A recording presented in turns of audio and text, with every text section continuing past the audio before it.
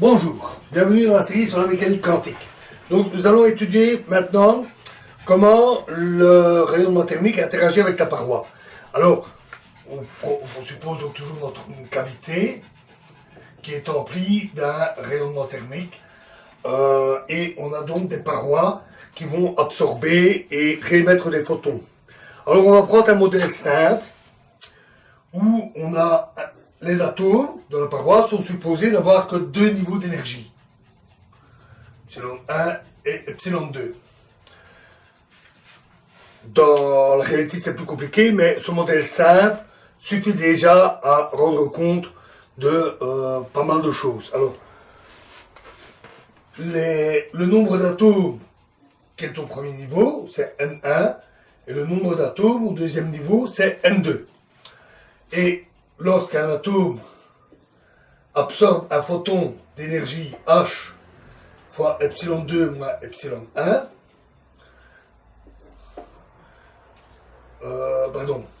H nu égale epsilon 2 moins epsilon 1, donc un photon de fréquence nu pour cette énergie, cette différence d'énergie, il le fait avec une probabilité par unité de temps W12. De même qu'un atome de l'état supérieur peut se désintégrer, il peut se désexciter en émettant toujours un photon de la même fréquence avec une certaine probabilité W de 1 par unité de temps. On peut faire un bilan de ce qui se passe en voyant comment varie le nombre d'atomes dans chaque état. Alors, il y aura un atome de moins dans l'état N1 quand il est excité, et dans ce cas-là, il y a un atome de plus dans l'état N2. Et inversement dans l'autre cas. Donc la variation, une petite variation du nombre d'atomes dans N1 correspond à moins une petite variation dans l'état N2, parce que chaque fois, ils ne font jamais que transiter de l'un à l'autre.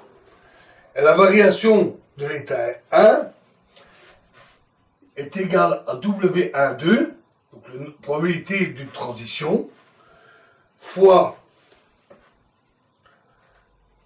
N1 par unité de temps, pardon. Ça c'est dN2 et là c'est moins dN1.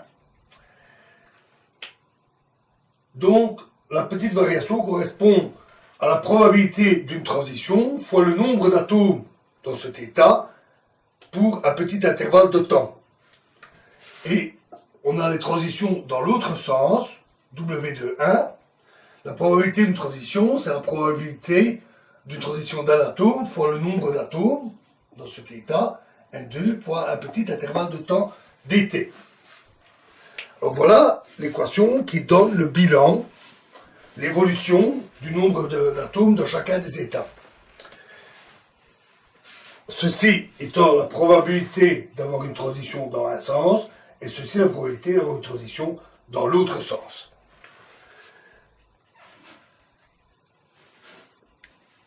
Alors, ce modèle simple a été considéré par Albert Einstein. C'est ce qu'il a pris comme modèle lorsqu'il a étudié l'émission stimulée.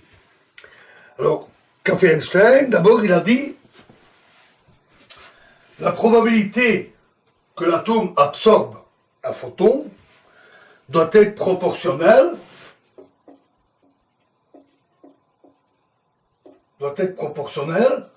à la quantité de photons, donc au rayonnement qui est dans la cavité. Plus il y a de photons, plus il a de chances un atome a de chances d'en absorber un. Donc il a posé que W12 est égal à B12, un certain coefficient, fois U nu, la densité spectrale pour la fréquence considérée. On a aussi les transitions dans l'autre sens, vers le bas, l'émission, donc ça c'est l'absorption d'un photon et l'atome passe dans un état excité, et il peut aussi se désexciter. Et là, Einstein a considéré qu'il devait y avoir deux contributions. Il devait y avoir une contribution spontanée.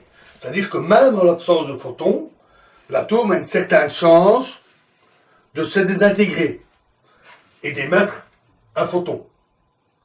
Il y a une certaine chance de se désexciter et d'émettre un photon. Et cette probabilité ne doit pas dépendre de ce qui l'entoure. Et donc, on doit avoir, pour le spontané, l'émission spontanée, on doit avoir une certaine probabilité constante à 2,1. Une probabilité par unité de temps. Et il doit y avoir une émission stimulée. C'est-à-dire que la présence des photons interagit avec l'atome, ce qui pousse l'atome à émettre un photon. Et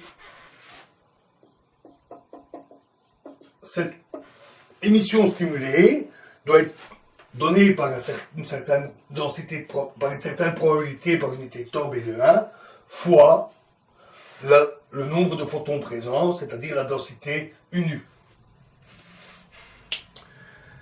Et donc, W de 1 est simplement la somme des deux contributions. Alors ça, c'est un peu le génie d'Einstein. Hein. Au départ, il n'y a rien qui semblait indiquer qu'il devait y avoir une émission stimulée, mais c'est l'idée qu'il a eue et qui s'est avérée correcte. À l'équilibre, le nombre d'atomes, N1 et N2, doit être N1 0, N2 0. Un certain équilibre thermodynamique de la population des atomes dans l'état de base et l'état excité. De plus, c'est à l'équilibre. C'est-à-dire que la variation du nombre d'atomes dans chaque état ne doit pas varier. On ne doit pas avoir de variation. Le nombre d'atomes doit rester constant dans chaque état. Donc on doit avoir W12 N10 moins W21 N20 égale 0.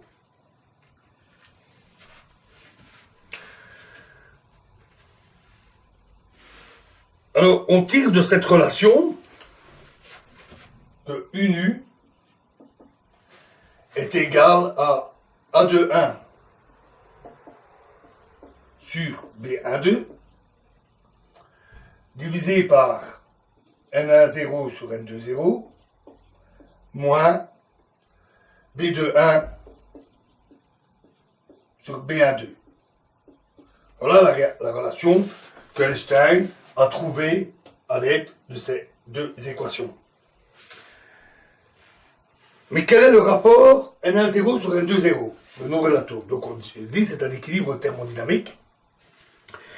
Alors, quelle statistique doit-on utiliser? Mais d'abord, les atomes sont bien localisés.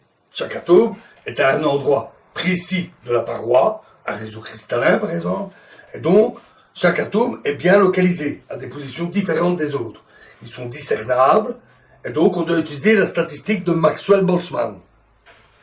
Et dans ce cas-là, par la statistique de Maxwell-Boltzmann, c'est donné par E exposant moins bêta, epsilon 1, 2 moins epsilon 1.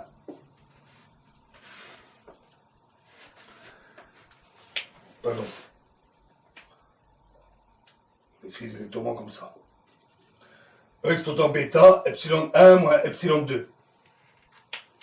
Et ça, c'est donné, donc les différences des deux niveaux d'énergie, 1 sur kT, hein, c'est ce que donne la statistique de Maxwell-Boltzmann. Et donc, c'est égal à E exposant bêta H nu. Je me suis encore trompé.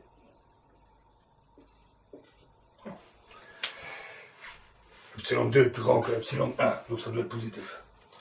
Donc ça donne E exposant bêta H nu. Ça, c'est ce que donne la statistique de Maxwell-Boltzmann. Et en mettant donc E exposant bêta H nu ici, ce qu'on retrouve, c'est une densité spectrale qui a la même forme que la loi de Planck d'émission du rayonnement. Donc Einstein a pu montrer ainsi qu'on devait retrouver la loi de Planck. Alors, si on compare à la loi de Planck, on constate deux choses. On constate que, ici on doit avoir moins 1, donc on doit que B12 égale B21, c'est-à-dire que l'absorption en présence de n photons et l'émission en présence de n photons, émission stimulée, sont des processus inverses et donc ils doivent avoir la même probabilité. L'amplitude est donnée par le complexe conjugué et en prenant le carré du module, ça donne la même probabilité. Et on trouve que A21 sur B12 est égal à 8pi h sur c au cube fois nu au cube.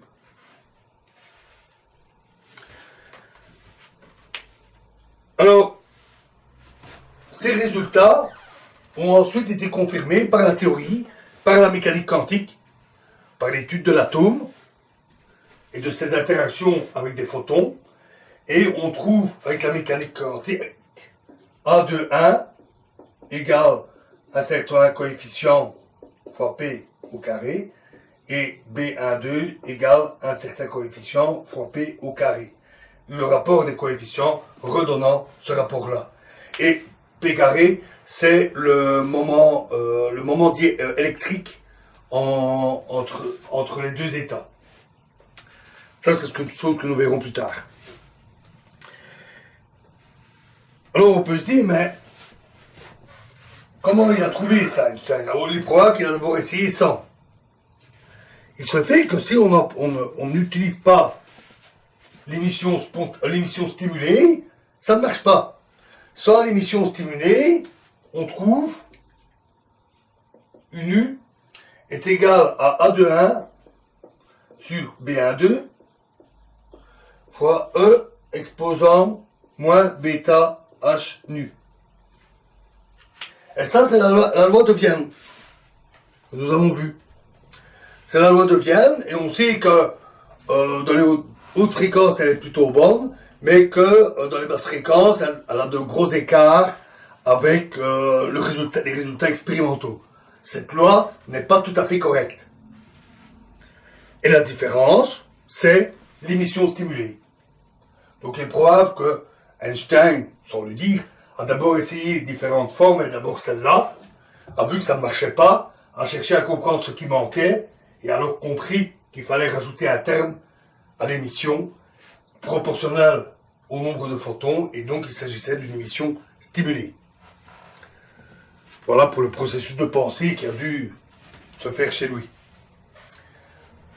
Alors voilà pour l'interaction, la première approche simple d'interaction entre le rayonnement et les atomes de la paroi de la cavité. Donc dans la prochaine vidéo, nous allons étudier autre chose.